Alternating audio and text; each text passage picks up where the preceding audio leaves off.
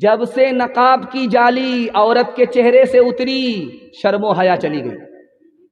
زمانہ اتنا بگڑ چکا ہے، اتنا بگڑ چکا ہے کہ سب کے سامنے عورت بال کو کھولتی ہے، بال کو سنوارتی ہے، بال کو کھولتی ہے، بال کو سنوارتی ہے، کسی کی کوئی پرواہ نہیں کرتی ہے کہ کون دیکھ رہا ہے، بری نظر سے اس کی کوئی پرواہ نہیں کرتی ہے۔ زمانہ اتنا برا ہو چکا ہے۔ جسم پر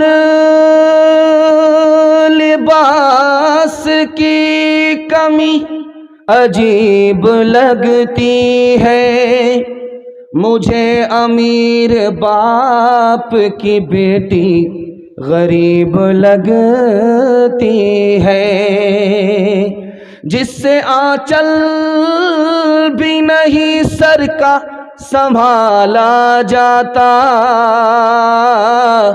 اس سے کیا خاک تیرے گھر کی حفاظت ہوگی۔ نئی تہذیب کا نقشہ آیا ہے،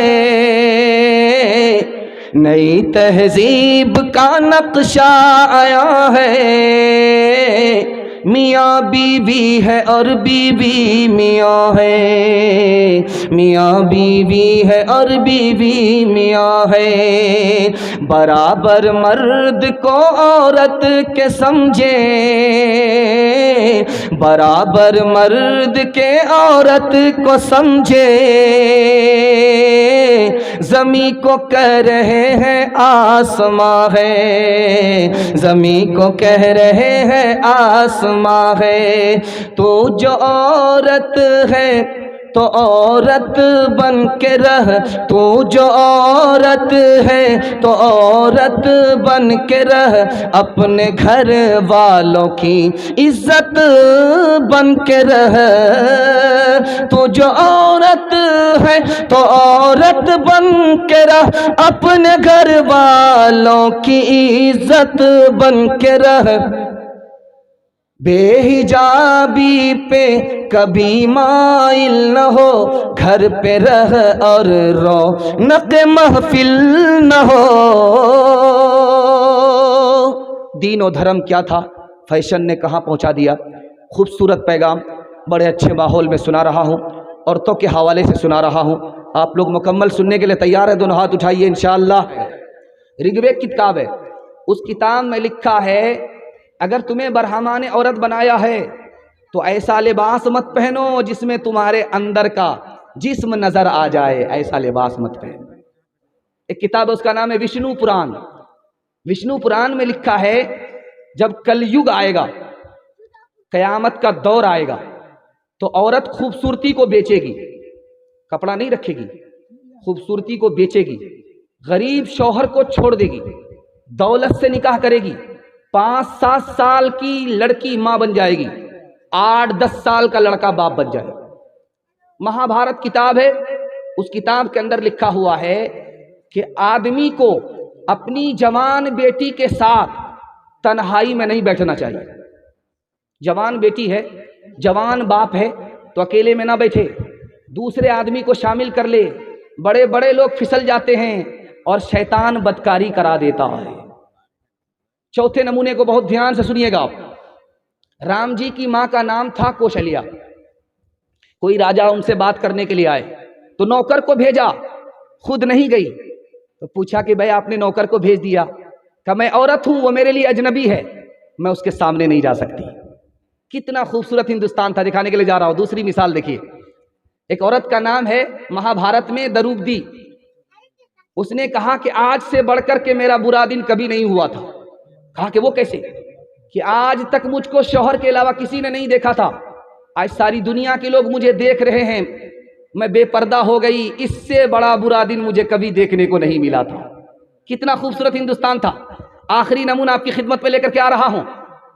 سیتا جی کے ساتھ رام جی چلے ہیں بنواس کو، تو لوگوں نے کہنا شروع کیا اس عورت کو آج تک کسی نے نہیں دیکھا تھا، لیکن سارے بازار کے لوگ دیکھ رہے ہیں، تو رام جی کو ہاتھ جوڑنا پڑا کہ مجبوری ہے، غم کا موقع ہے، اس لیے میری بیوی جو گھر کے اندر رہا کرتی تھی گھر سے باہر ہے، مجبوری ہے، مجبوری معاف ہے، غم کا موقع ہے۔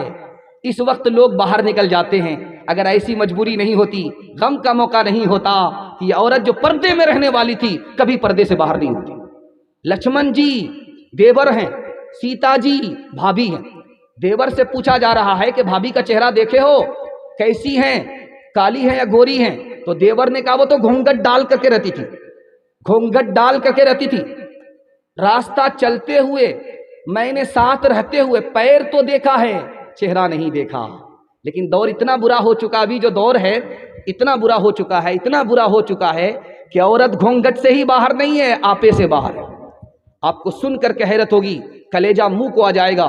مسلمانوں کی 3 لاکھ لڑکی غیر مسلم کو لے کر کے بھاگ گئیں، آبرو الگ گئی، ایمان الگ گیا۔ اس کا ذمہ دار فیشن ہے۔ اگر وہ دین و دھرم پر قائم رہتی اس کا ایمان بھی بچتا، اس کی آبرو بھی بچتی۔ انشاءاللہ اپنے سماج کی عورتوں کی آبرو کو بچائیں گے، ہاتھ اٹھائیے، انشاءاللہ بالکل صحیح جا رہا ہے۔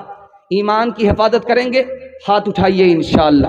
کہاں گئی وہ سیتا میاں اور کہاں ہے اب مریم، بھارت ورش میں جن کے چریتر پہ گرب کیا کرتے ہیں ہم، جو اپنی اتہاس بھلا دے آگ لگے اس فیشن میں، آگ لگے اس فیشن میں۔ ہندوستان کا چہرہ دیکھو سچائی کے درپن میں، ہندوستان کا چہرہ دیکھو سچائی کے درپن میں، امن کی دیوی تڑپ رہی ہے گاندھی جی کے آنگن میں، گاندھی جی کے آنگن میں۔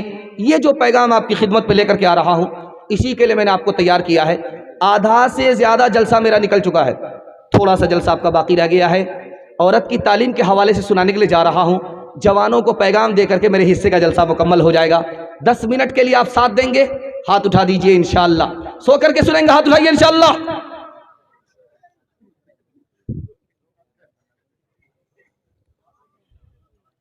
دیکھیے، مردوں کو پڑھنا لکھنا ضروری ہے، یہ تو ہم کو سمجھ میں آتا ہے، لیکن عورت کو پڑھنا لکھنا ضروری کیوں ہے؟ جس طرح مرد مسلمان ہوتے ہیں اسی طرح عورت بھی مسلمان ہوتی ہے، اس لیے پڑھنا لکھنا ضروری ہے عورت کے لیے بھی۔ جس طرح مرد انسان ہیں اسی طرح عورت بھی انسان ہے، انسانیت پر آنے کے لیے عورت کو پڑھنا لکھنا ضروری ہے۔ ایک خاص بات بتا رہا ہوں، ذرا دھیان سے سنیے گا اس کو۔ عورت کا دین مکمل نہیں ہے، عورت کی عقل مکمل نہیں ہے، حدیث کے مطابق اس کا دین مکمل نہیں، اس کی عقل مکمل نہیں۔ دین کیسے مکمل ہوگا؟ علم کے ساتھ۔ دین کیسے مکمل ہوگا؟ علم کے بغیر نہیں۔ عقل کیسے مکمل ہوگی؟ علم کے ساتھ۔ اس لیے عورت کو مرد سے زیادہ علم حاصل کرنا ضروری ہے۔